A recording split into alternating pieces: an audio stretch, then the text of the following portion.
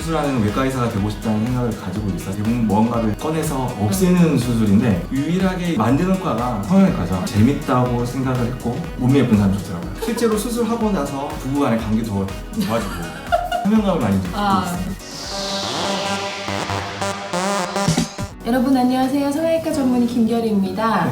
안녕하세요. 저는 봉봉성형외과에 있는 이준호 원장입니다.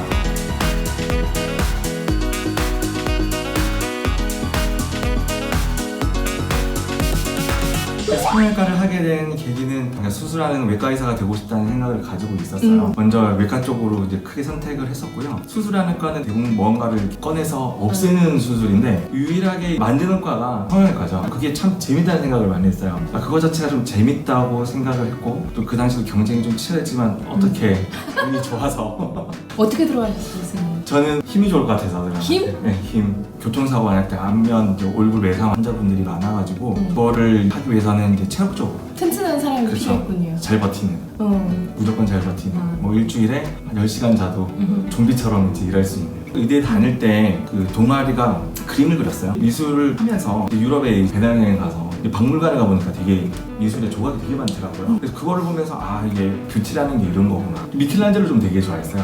그래서 미켈란젤로 조각이나 이런 것도 많이 보게 됐고 고향이 용산 마산인데 우리 바다 동네잖아요. 그래서 이제 어릴 때 이제 방학 때 이제 대학 갔을 때도 해수욕장 가면은 친구들은 얼굴 예쁜 여자분들을 이렇게 찾더라고요. 근데 저는 디테가 모자라면 아니구나 싶어가지고 그게 저는 좀 그랬던 것 같아요. 몸이 예쁜 사람 좋더라고요. 좀 건강해 보이는 게 좀 예뻐 보이고 수술해서 이게 건강을 뭐 만든다고 이렇게 비난할 수는 있겠지만 실제로 수술하고 나서 부부간의 관계도 좋아지고 저는 거기에 되게 사명감을 많이 느끼고 있습니다. 힙에 지방 이식하는 거를 이제 BBL이라고 합니다. 이게 브라질에서 상당히 많이 하는 수술이고요. 그리고 미국은 이제 아직 보형물의 제한 때문에 미국의 그런 시장이 좀 확대는 되지 못하고 있어요. 근데 미국이 만약에 보형물이나 이런 것들이 이제 미국 이제 식약처 허가를 받는다면은 기하급수적으로 커지지 않을까. 왜 그러냐면 미국에서 BBL, 지방 이식을 하는 건수가 상당히 많아요. 상당히 많은데 성형수술하는 입장에서는 지방도 좋은 재료지만 항상 그 한계가 있거든요. 모든 분들이 그 지방 이식만으로 다 좋게 만들 수 없다는 걸 잘 알고 있기 때문에 그런 거를 이제 보완을 하는 수준의 그런 재료로서 보형물도 괜찮다고 생각하고요.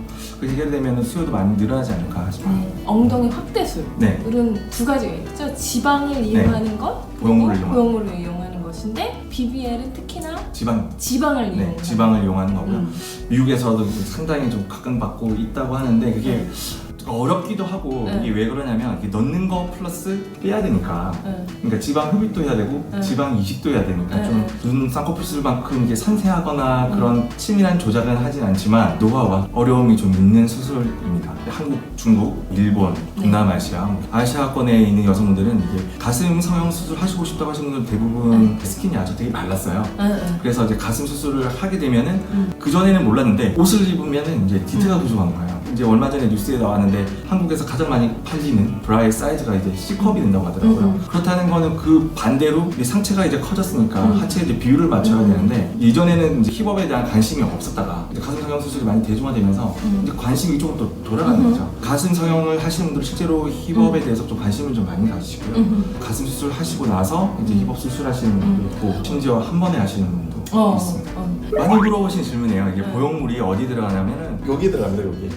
여기 들어가기 때문에 잘 보시면 손이 들어간 부위가 보형물인데 앉으면은 닿지 않아요. 닿지 않는 이유가 이제 엉덩이에 있는 이제 대둔근 안으로 보형물이 들어가기 때문에 앉았을 때 실제로 닿는 부위는 아니고요. 2주 넘어가면서 이제 한 15분, 이제 30분 정도부터 이제 앉는 거를 이제 교육을 하고 그러니까 2주 넘어가면서 15분, 30분 정도는 앉을 수 있다. 정상적으로 사무직으로서 앉아서 일하는 건 한 달 후면은 수술하고 난 그날이에요. 이게 수술 당일날 항상 당일이에요. 걸으시네요. 네. 이게 어그저그저 걸으시는 이유가 이제 여기 다리 보면은 이제 지방 흡입을 같이 했기 때문에 붕대를 감아놨거든요. 붕대를 감아놨기 때문에 이제 걷는 게 불편하죠. 근데 이제 다음날. 다음날.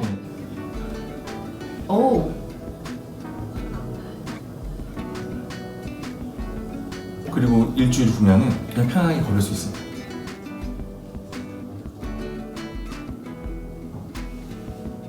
괜찮네요. 네.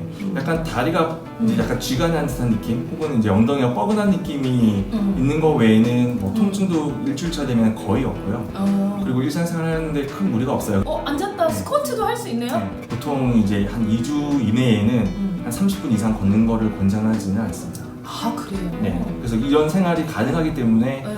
뭐 큰 무리 없이 뭐 수술은 가능하고요. 수술하면서 회복도 되게 좀 비교적 빠른 편입니다. 우리나라는 그래도 지방 이식을 조금 더 많이 하죠. 왜냐면 일단 많이 두려워하시는 게 있어요. 지방 이식만 한 분들을 다 모아가지고 사진을 하는데 대부분 꺼져요. 온몸에 있는 지방을 끌어서 이제 이식을 하더라도 이제 생착이 안 될 수밖에 없죠. 왜냐면 이제 몸의 대사가 그 정도로 더 많이 되고 지방 자체가 이제 생착이 안 되고 그렇기 때문에 이제 이식을 하더라도 좀 생착률이 떨어지게 돼요. 그리고 되게 많이 물어보세요. 결과부터 말씀드리면은 엉덩이가 처졌다고 해서 리프팅을 원하시는 분이 있고 볼륨이 꺼졌기 때문에 힙업을 원하시는 분이 있어요. 근데 이게 한국에서는 이제 수술 자체가 이렇게 대중화되지 않았으니까 대부분 힙업 하면은 볼륨업 또는 리프팅 두 가지를 한꺼번에 생각을 하고 오시거든요. 보형물이 들어서 볼륨이 커지면 엉덩이 아래쪽에 주름이 개선되지는 않아요. 개선되지 않기 때문에 리프팅 같이 하셔야 돼요. 리프팅은 또 그럼 어떤 방법? 리프팅을 할 수 있는 방법은 이제 원래 고전적으로는 수술했어요. 주름 아래쪽에 살을 이렇게 잘라내고 다시 꼬매는 걸 했는데 마른 분들 같은 경우는 그렇게 수술하게 되면 흉터가 너무 크니까 이제 실로 이제 리프팅을 하게 되는 거죠. 실로? 네. 실도 뭐 종류에 따라서 그렇죠. 녹는 실, 뭐 녹지 않는 실 이용해가지고 리프팅을 같이 하면 효과는 좋게 만들 수 있어요. 피부엔 흉터 관리를 하는데요. 엉덩이골 사이로 엉덩이골 가슴골이 아니라 사이로. 엉덩이골 거기로 생기는 거예요. 네, 거기로 생기기 때문에 이게 좀 야한 이야기인데 그 힙수술 하시는 분 대부분 나이가 적은 분들이 없기 때문에 솔직하게 말씀드려요. 만약에 성관계 했을 경우에 이게 보일 거냐 안 보일 거냐 보이지 않죠. 왜냐면 엉덩이는 그건 체위에 따라 다른데 뭐 이야기해도 돼.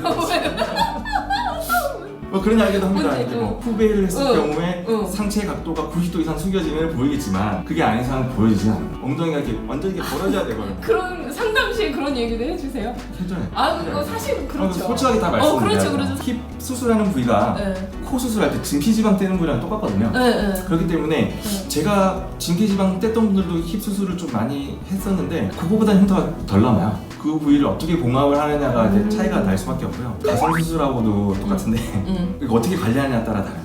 현재 미국 시약청에서 이야기한 거는 수술이 잘 됐을 경우에는 10년 이내에 보형물이 들어간 데는 큰 이상이 없다 이렇게 이제 나와 있는 게 정설이에요. 받아들인 사람이 위복을 하는 거죠. 그러면 10년 지나면 안 되는 건가? 아니죠. 그건 이제 그 데이터를 계속 지금 쌓고 있는 거고요. 그게 될지 안 될지는 그 뒤에 지났을 때 그 발표가 나올 거고 그리고 10년까지는 안전하다는 거죠. 그리고 그렇다면은 그럼 괜찮은지 안 괜찮은지는 어떻게 확인하냐면 가슴 보형물 같은 경우는 가슴 이제 초음파도 하고 힙 같은 경우도 이제 초음파로 보면은 다 보입니다. 가슴이랑 똑같이 1년에 한 번씩 초음파하면 될까요? 네, 근육 자체 안으로 보형물이 들어가기 때문에 뭐 특별히 보형물이 바깥쪽으로 밀려나갈 이유도 없고 그리고 위치가 크게 변할 이유도 없어요.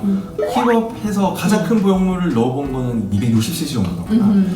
힙업 수술했을 때는 거의 평균적인 보형물은 거의 한 200cc 전후로 들어갑니다. 260. 그렇게 크지 않네요. 네, 그게 크지 않아요. 이물감은 좀 있을 수 있고요. 통증은 수술하고 4날 정도는 좀 생길 수 있어요. 수술을 한 6개월 후 사진입니다. 이제 지금 선생님 몇 cc 들어간 거예요? 이분 같은 경우는 220. 220. 예, 220 들어가더라도 이 정도는 만들 수 있는 거죠. 저는 또 하나 원하는 게 남자 갑바 보형물이 외국에는 있거든요. 맞아요. 그야말로 이 대형군 보형물. 근데 이제 제가 이제 남자 가슴 수술도 하다 보니까 무늬가 들어와요. 넣고 싶거든요. 맞아요. 굉장히 쉬울 것 같거든요. 우리 가슴 맞아요. 수술하는데 그거 못하겠어? 그거는 진짜 더 쉽지. 더 쉽고.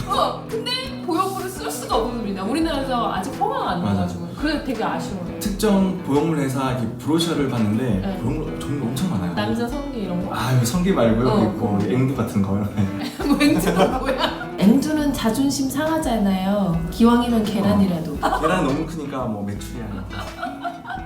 고환 보형물도 있어요. 그럼 있죠. 고환 보형물도 있고요. 등 쪽도 있고요. 엄청 많아요. 종류가. 등에도 보형물이 뭐 종류가 다 있어요. 등 근육이 보형물이 있다고? 뭐만 다 있어요. 이제 진짜 뭐 깜짝 놀라서 이런 게 되게 많구나. 특히 남성분들 같은 경우는 옷을 입었을 때 힙이 없으면 사회생활에 약간 위축감이 들 수 있어요. 저도 이제 처음에는 왜 그럴까 이렇게 생각을 했는데 사회활동 많이 하시는 이제 여성분들도 가슴술 많이 해요. 그게 뭘까 생각을 했는데 골프장, 수영, 목욕탕 같이 하시는 분들 요거거든요. 남자분들도 반대로 똑같아요. 골프장 하시는 분들 있잖아요. 목욕탕 갔을 때 힙 볼륨이 되게 부족하면은 이게 엄청 신경 쓰는 꼬리뼈마다 보이니까. 근데 오늘 힙업 성향 잘 알려주셔서 너무 선생님 감사합니다. 네. 감사합니다. 감사합니다.